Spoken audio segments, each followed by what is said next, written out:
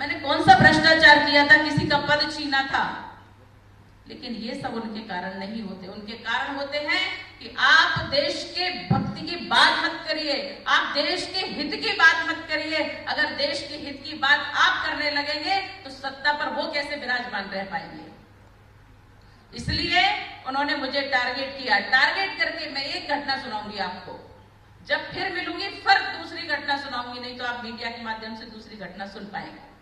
मैं एक ही घटना सुनाऊंगी आपको। जब मुझे लेकर के गए गैर कानूनी तरीके से 13 दिन तक रखा, पहले ही दिन बिना कुछ पूछे हुए उन्होंने मुझे बुलाया। ढेर पुलिस थी, उन्होंने मुझे बुलाया और बुला करके जो पीटना शुरू किया। इतना चौड़ा बेल्ट रहता है, इतना चौड़ा बेल्ट रहता है, और उस बेल्ट में एक लकड़ी की मूठ लगा लेते इतना मजबूती से कि वो इनके हाथ में पकड़ा जाता है, और वो उस बेल्ट से मारते हैं कि एक बेल्ट अगर आपके हाथ में पड़ता है तो ऐसा पूरा सूज के चला आता है। आप अगर दूसरा बेल्ट झेल पाएंगे तो आपके हाथ फट जाएंगे।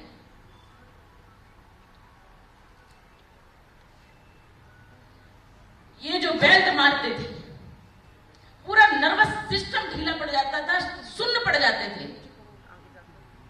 और ये दिन और रात पीटते थे।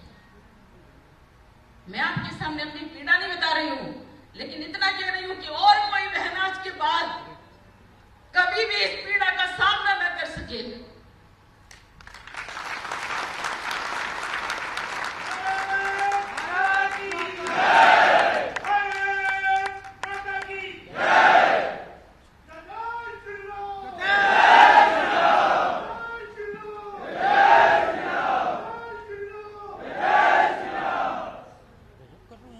इतनी गंदी गालियां देते थे, पीटते पीटते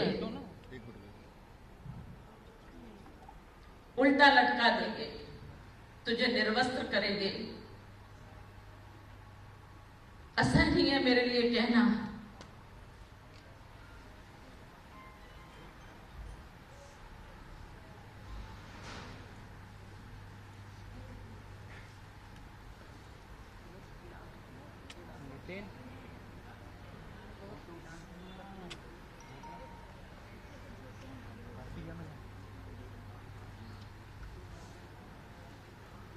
रात भर पीटते पीटते जब मेरे हाथ फटने लगते थे, उन्हें भय होता था कि पूरे हाथ इसके जब फट जाएंगे, खून आ जाएगा, बहने लगेगा, उस समय रोक देते थे। बाल्टी में गर्म पानी लाते थे, उसमें नमक डालते थे, हमारे हाथों में उसको डुबोते थे, हमारे हाथों को उसमें डुबोते थे, जमीन पर कुटवाते थे, जिससे वो थोड़े मुलायम होते थे 1-8 घंटे में, और फिर पीटना शुरू करते थे। मुझे नहीं पता था इसका कारण क्या है, क्यों मुझे पीटा जा रहा है।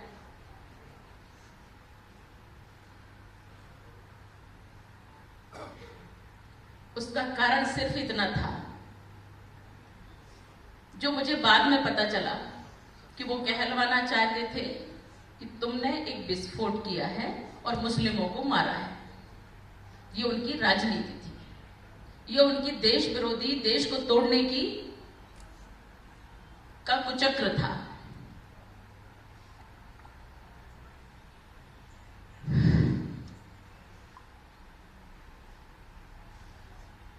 सुबह हो जाती थी, पिटते पिटते लोग बदल जाते थे, पीटने वाले, लेकिन पिटने वाली मैं सिर्फ अकेली रहती थी। एक रात एक दिन पूरा पीटा, प्रश्न ही नहीं किया कि आखिर क्यों पीट रहे हो। मैंने भी अपने को इतना तो सोच के रखा था कि कहीं ना कहीं कुछ बहुत बड़ा कारण है। और जब उन्होंने पूछना शुरू किया तो कोई बात ही नहीं थी पूछने वाली। तुमने विस्फोट किया, तुमने विस्फोट किया, तुमने विस्फोट किया। मैंने कहा नहीं किया, जो काम मैं नहीं करती उसको स्वीकार भी नहीं करूंगी। उसके बाद बोले कि तुम आतंकवादी हो, आरएसएस आतंकवादी है। किस किस से मिली तुम, किस किस के साथ तुम्हारी बैठकें होती थी, तुम कैसे प्रशिक्षण देती थी। मैंने कहा मुझे कुछ नहीं पता, बस मुझे समझ में आ गया कि कहीं ना कहीं हिंदुत्व को टारगेट किया जा रहा है। सन्यासी जीवन को गालियां दी जाती हैं। मैंने इतना विचार कर लिया कि इदम राष्ट्राय इदं नमः।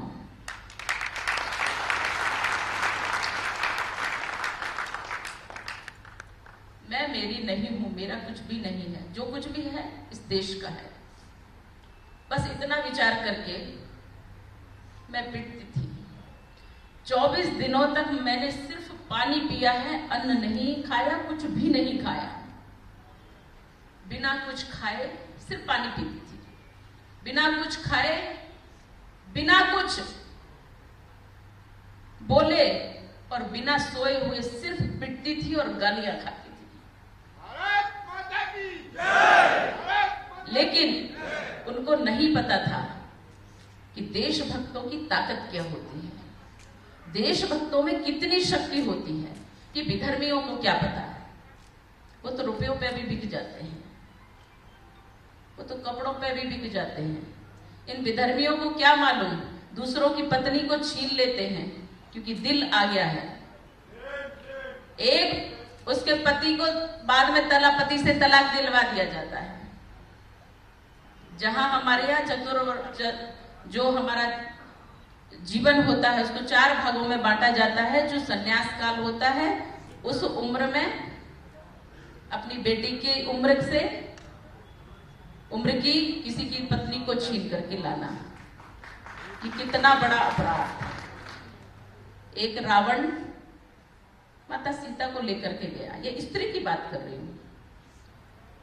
माता सीता को अपहरित करके लेकर के गया, राम जी ने उसके कुल का विनाश कर दिया। मैं कहती हूं किसी भी प्रकार से मनसा वाचा कर्मणा, किसी भी प्रकार से यह द्रोह है। स्त्री का सम्मान न करना, किसी की स्त्री को छीन लेना, बाद में षड्यंत्र के तहत उसके पति को उससे अलग कर देना, ये दुराचार है, ये दुष्चरित्रता है। भले ही उसको फिर बाद में राजनीति के उपयोग करके उससे कहलवा दिया जाए कि हम तो तुम्हारे हैं, मजबूरी में हर कोई सीता माता नहीं हो पाता। और ये दुष्चरित्रता उन्होंने हमारे ऊपर भी थोपना चाहिए, लेकिन उन्हें नहीं पता कि सन्यासी किसे कहते हैं, राष्ट्रभक्त किसे कहते हैं, राष्ट्र पर समर्पित होने वाले लोगों को क्या कहते हैं। तो उन्होंने साध्वी प्रज्ञा सिंह ठाकुर को देख लिया और समझ लिया कि ये वो शक्ति होती है कि हम घुटनों के बल हो जाएं, तो नाक रगड़ रगड़ के रह गए, लेकिन मैंने एक बार भी ये जो वो कहलवाना चाहते थे वो नहीं बोला। मैंने कहा तुम मार लोगे मुझे पीट लोगे, मुझे तोड़ दोगे, फोड़ दोगे, खत्म कर दोगे, लेकिन तुम जो देश के विरुद्ध षड्यंत्र कर रहे हो वो मैं कभी सिद्ध नहीं होने दूंगी, और ना ही होने दिया। मेरे 3 बार नार्को टेस्ट हुए, 3 बार पॉलीग्राफी टेस्ट हुए, 3 बार ब्रेन मैपिंग टेस्ट हुए। ये टेस्ट मशीनी टेस्ट होते हैं जिनके कारण बॉडी में केमिकल्स दिया जाता है, उसके कारण मुझे कैंसर हुआ। मेरी रीढ़ की हड्डी तोड़ दी। मैं 9 वर्षों तक बिस्तर पे थी, करवट भी अपने आप से नहीं ले पाती थी। लेकिन हमारा एनकाउंटर करने का भी प्रयास किया। मुझे लगता था कि मार डालेंगे तो कोई बात नहीं, लेकिन तुम एक बात ध्यान कर लो, यहाँ जो बैठी हमारी देशभक्ति है, भारत माता है, हमारे ठाकुर जो यहाँ विराजमान है, इस हृदय तक तो मैं तुम्हें पहुंचने भी नहीं दूंगी। ये जो स्थिति बनती है, इस बात को मैं आपसे इसलिए कहने आई हूं कि ये और किसी के साथ ना हो। जाग जाइए, क्योंकि ये बीच में जो बैठे षड्यंत्रकारी, जो हमारे भोपाल में आयातित किसी भी प्रकार से कुत्सित मानसिकता के लोग जो षड्यंत्र कर रहे हैं, और भगवा को आतंक कहने वाले भगवा का जो बलात्कार कर रहे हैं, उनसे हमें सावधान रहना है। मेरी बात पे तालियां मत बजाइए, क्योंकि मैं आपको अभी कोई सुख नहीं दे सकती। हमारी भारत मां, हमारा राष्ट्र संकट में है इस देशद्रोहियों के कारण। हमारे सैनिक जो सीमा पर अपनों को आहूत करते हैं, बलिदान देते हैं, वो सैनिक किसी न किसी के बेटे होते हैं, किसी माँ के बेटे होते हैं, किसी बहन के भाई होते हैं, किसी पत्नी के पति होते हैं, किसी बच्चों के पिता होते हैं। जब वो आहूत होते हैं तो अपना सब कुछ भूल करके इस देश के लिए समर्पित हो जाते हैं, परंतु दुश्मन देश हमारे देश को किसी भी प्रकार का संकट ना पहुंचा पाए, किसी प्रकार से आक्रमण ना कर पाए, किसी प्रकार से नुकसान ना कर पाए, हम अपने देश को सुरक्षित रखें, इसलिए अपने को बलिदान कर देते हैं। और उन्हीं सैनिकों पर ये प्रश्न चिन्ह खड़ा कर देते हैं। दुश्मन देश का बल बढ़ाने के लिए ये उनकी तारीफ किया करते हैं और हमारे सैनिकों के द्वारा की हुई कार्रवाइयों पर प्रश्न चिन्ह खड़ा कर देते हैं। हम ऐसे लोगों को भोपाल में सहन करेंगे क्या? हम यहाँ विधर्मियों को ठहरने देंगे क्या?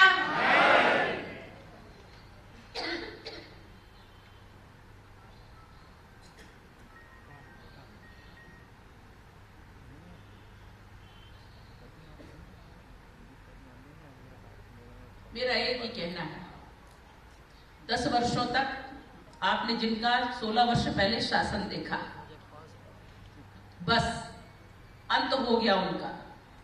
अब यहां उन्हें पैदल चलने का भी अधिकार नहीं है, वाहन तो दूर की बात है।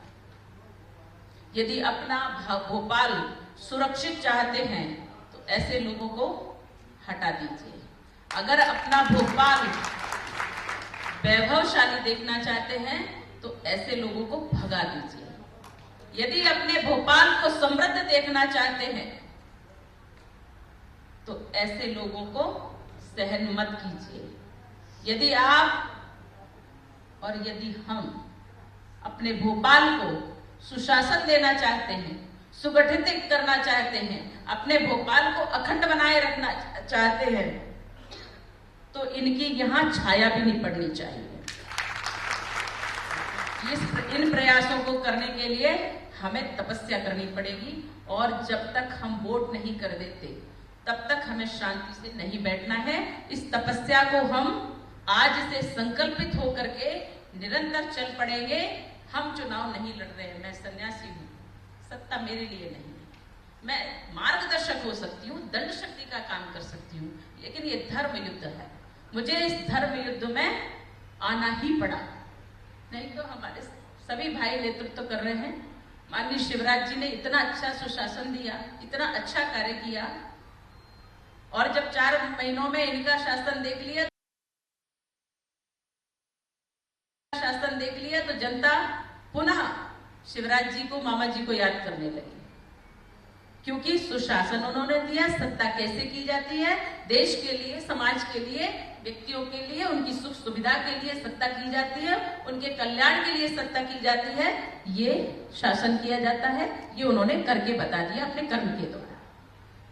आप सभी आपका नेतृत्व किए हैं, पर मैं तो वास्तव में धर्म युद्ध के कारण ईश्वर का आदेश, ठाकुर का आदेश मान करके मैं यहां आई हूं। मैं नेतागिरी करने नहीं आई। मैं ऐसी नेतागिरी जो कांग्रेसी करते हैं ऐसी तो बिल्कुल ही करने नहीं आई। समाज को नेतृत्व देना है तो ठाकुर ने मुझे नियुक्त किया है कि जाओ और इस धर्म युद्ध में अपनी भूमिका निभाओ। तो जब मेरा ही कुछ नहीं है तो किसका होगा? सब कुछ आपका है। इधर न मामा, यह मेरा नहीं है, इदम राष्ट्राय, ये मैं राष्ट्र की हूं, मैं स्वयं भी राष्ट्र की हूं, इसलिए आप भी इस देश के हैं, आप भी इस राष्ट्र के हैं। आप अपनी तपस्या का बल इस पूरे चुनाव के समय में लगा दीजिए और सुख दुख थोड़ी देर के लिए भूल जाइए, कुछ भी कष्ट होते हैं वो भूल जाइए, तपा लीजिए इन दिनों में अपने को। और प्रत्येक व्यक्ति सन्यासी है, भगवाधारी है, साध्वी प्रज्ञा सिंह ठाकुर है, ये मान करके रात को सोइए कि मुझे सुबह ये काम करना है और सुबह उठ पड़िए कि आज पूरे दिन मुझे ये कार्य करना है। सिर्फ और सिर्फ राष्ट्र जागरण करना है। इस राष्ट्र जागरण के द्वारा मैं सन्यासी हूं, भिक्षा मांगती हूं, भिक्षा टन करके खाती हूं, इसलिए मैं आपसे उस दिन एक वोट मांगूंगी कि एक अपना मत, एक अपना वोट धर्म के लिए दीजिए, राष्ट्र धर्म के लिए दीजिए, राष्ट्र रक्षा के लिए दीजिए, नारी की शीलता के लिए दीजिए, देश की अखंडता के लिए।